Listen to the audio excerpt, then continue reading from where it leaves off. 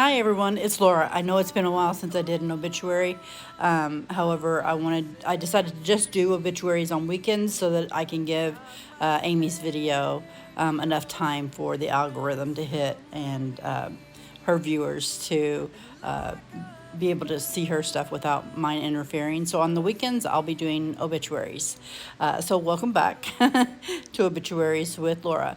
You know, sometimes we're going to tell you a funny obituary, which obviously we get a kick out of, but sometimes it's more serious.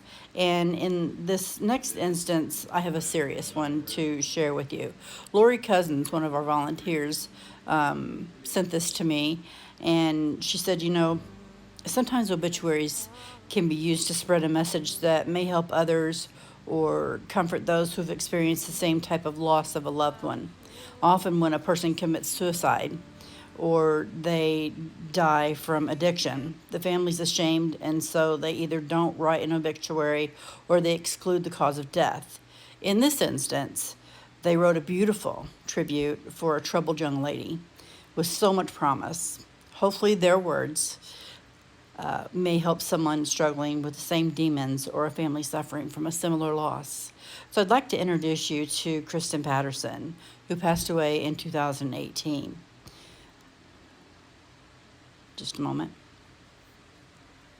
So Kristen Haley Rose, age 22, of Waltham, Massachusetts, died on September 19th, 2018, of an accidental overdose after a long and brave struggle with addiction.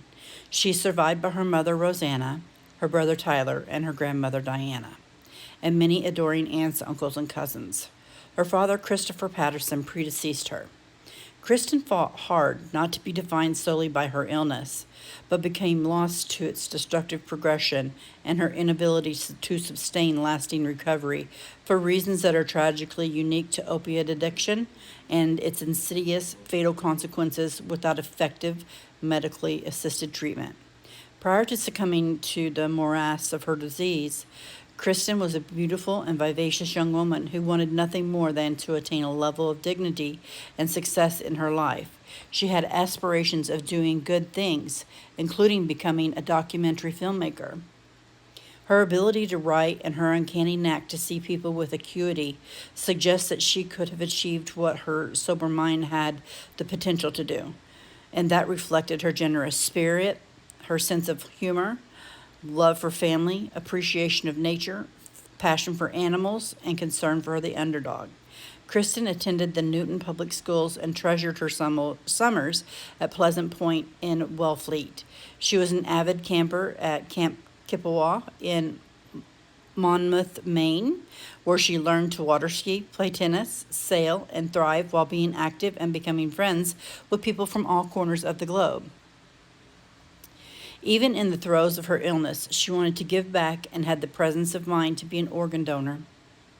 Her shattered and heartbroken family requests that, in lieu of flowers, donations be made in Kristen's memory to Learn to Cope, 4 Court Street, Taunton, Massachusetts, or to Camp Kippawa.